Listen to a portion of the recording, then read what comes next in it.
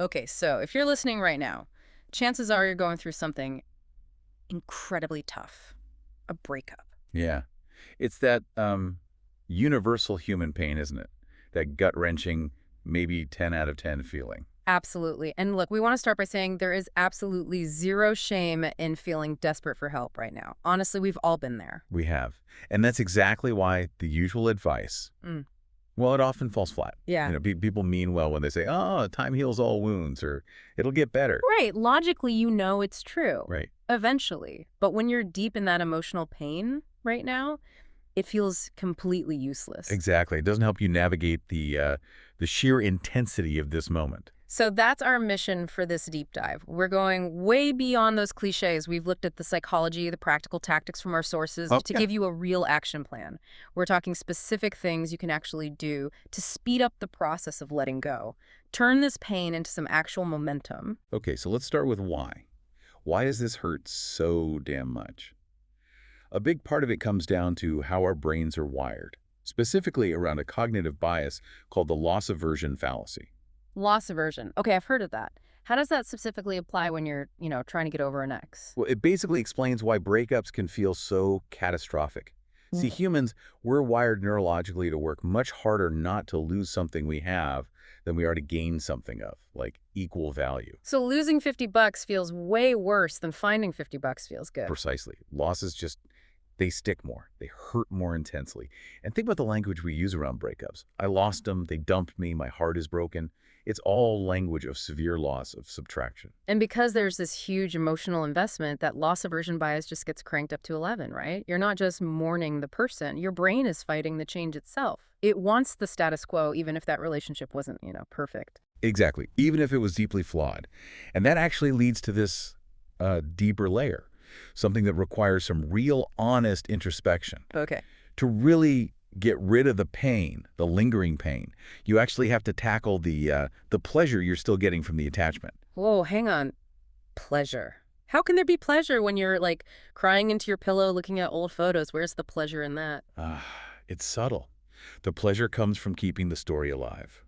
The fantasy, the daydream about them coming back. The what if scenario. Exactly. Think of it like two sides of a coin. One side is that raw, awful pain and grief that's very real.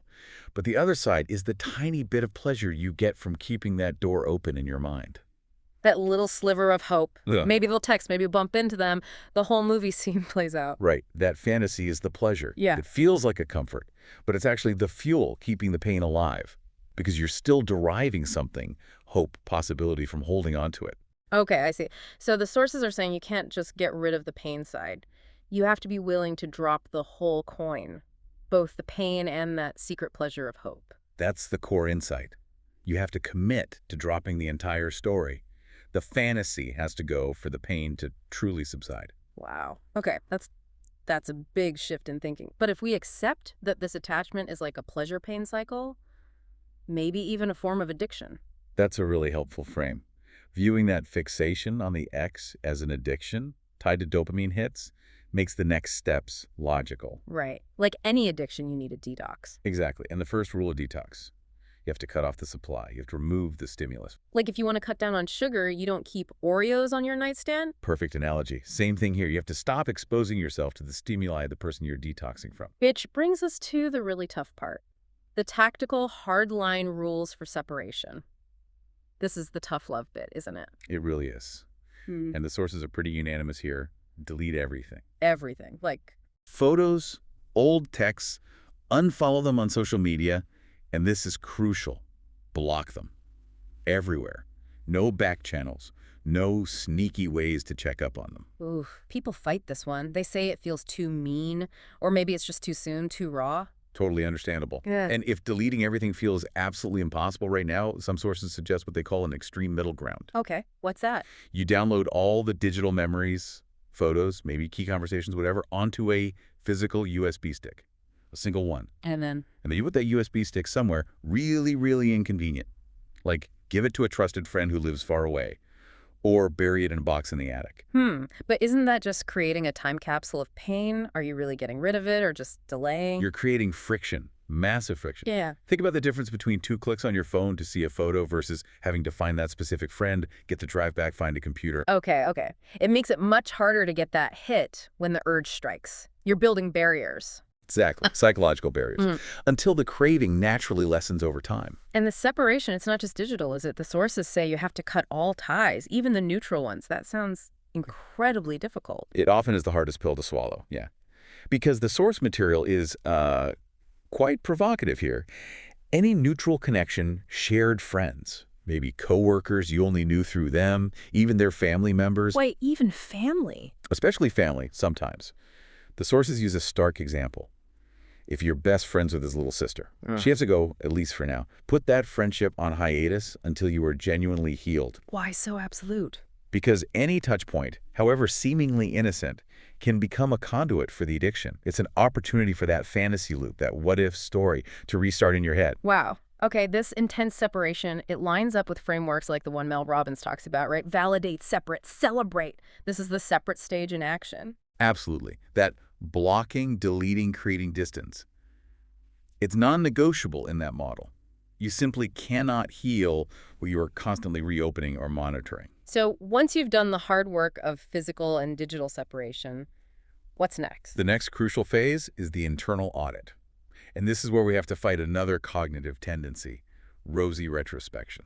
Ah, the rose-colored glasses effect, where you look back at the past, could be high school, a vacation, or, yeah, a relationship, and you only seem to remember the highlight reel. Exactly. You conveniently forget all the boring bits, the arguments, the stuff that drove you crazy. And when you apply that to a breakup, oh Yeah. boy, it makes the ex seem perfect, irreplaceable, makes the relationship seem like this lost paradise. It's insidious. It completely stalls your healing because you're mourning a fantasy, not the reality. So you have to force some objectivity. How do you do that when your feelings are screaming the opposite? There's a really practical exercise recommended in the sources, the T-chart. Okay, T-chart, like just draw a big T on a piece of paper.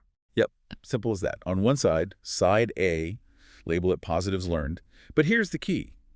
Focus on general dynamics you liked, not specific things about that person. So instead of, I loved his sense of humor, it's more like, More like, I learned I really value humor and playfulness in a partnership, or I appreciate when a partner is adventurous, or I liked how we handle finances together. See the difference? yeah, it detaches the quality from the individual. It stops that one-itis, thinking the idea that only they could provide that. It proves the quality exists elsewhere. Exactly. Then, on side B, you label it negatives disliked.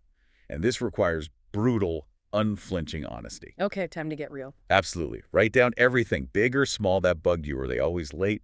Bad temper? Did they dismiss your feelings? How did they treat service staff? Get specific. List it all out. Why is listing the negatives so important? Isn't that just dwelling? It's the antidote to rosy retrospection. You need that list of concrete negatives to counterbalance the idealized fantasy your grieving brain wants to create. It forces objectivity. Okay, so doing that T-chart, that feels like the groundwork for figuring out the bigger lesson here. What the sources call the message in the mess. Precisely. That's the ultimate goal of this internal work.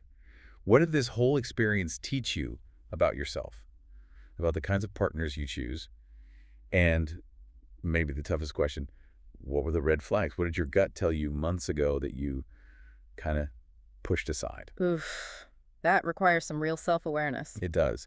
And the sources give a pretty stark warning here.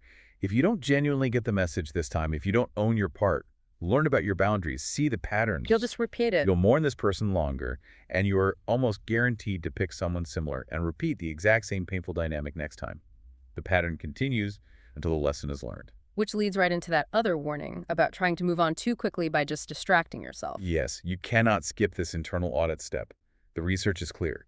You don't truly get over someone by immediately getting under someone new, as the crude phrase goes. Jumping into a rebound. It's just using another person as like the world's best distraction. You're avoiding dealing with your own stuff, your own broken foundation. You have to face the message yourself. Okay, so this pain, this really acute moment, it's not just an ending, it's actually an opportunity. It has to be reframed that way. It's a necessary stimulus. It forces change. It forces growth. It's time for reinvention. They like that. Breakups as breakthroughs. There's that saying, right? Breakups make bodybuilders. That discomfort forces you to focus your energy inward, Totally.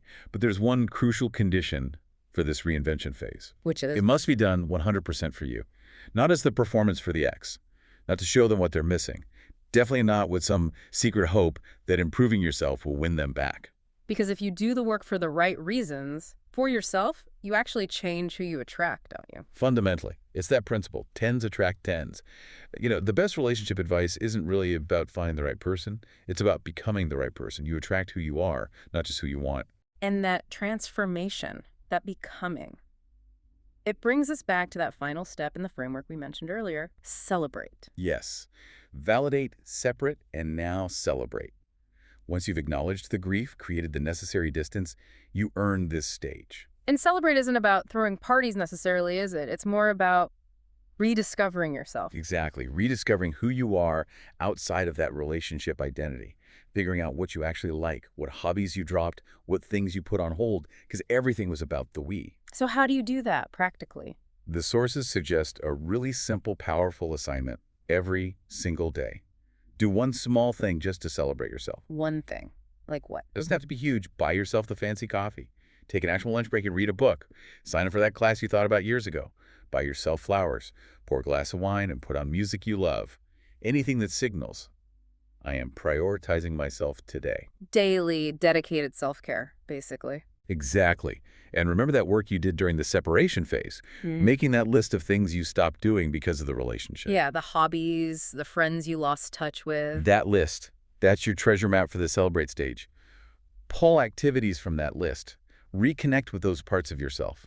Okay, so let's recap the core strategy here, it sounds like. First, really understand it's like an addiction, and you have to consciously drop the pleasure side, the fantasy, to get rid of the pain. Right. Drop the whole coin. Second, be ruthless about removing the stimulus. Delete, block, or use that friction-heavy USB archive method. Create real separation.